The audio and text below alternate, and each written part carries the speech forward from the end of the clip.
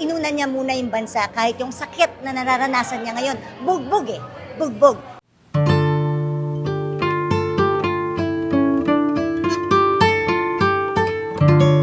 Few congressmen, the few lawmakers Who did not sign, and nung nag-declare si Vice President Sara Duterte to run, you're the one who, isa po kayo sa mga nag-express ng support. Why? Well, obviously, the mere fact na handa pa rin siyang halapin ang lahat ng to. Makikita mo yung love for her country. Inuna niya muna yung bansa kahit yung sakit na nararanasan niya ngayon. Bugbog eh. Bugbog.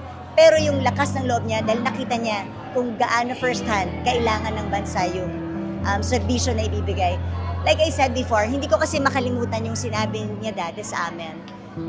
We were asking her to run for president. Asking her to run for president.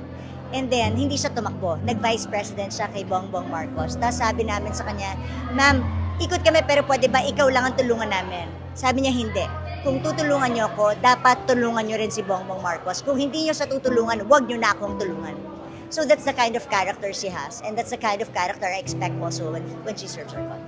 Ma'am, one last na lang talaga. Because on her speech, sa isang speech ay isang gabi, she emphasized na lahat ng mga sumusuporta sa kanya ay, yun yan, na nabibiktima, hindi ko na, alam mo naman yung ibig sabihin ko, ma'am. Hindi po kayo natatawa.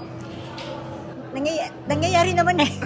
I mean, sa akin, because of that ba, papabayaan mo ang inyong prinsipyo? Papabayaan mo yung bansa natin? Sa akin, doon tayo sa tama. Ako, I'm always issue-based. Always. Not on personalities, but on issue, on character, at ano ang kailangan ng ating bansa. Bakit ka matatakot kung totoo naman ang iyong sasabihin? Matatakot ka lang kung mayroon dapat katakutan.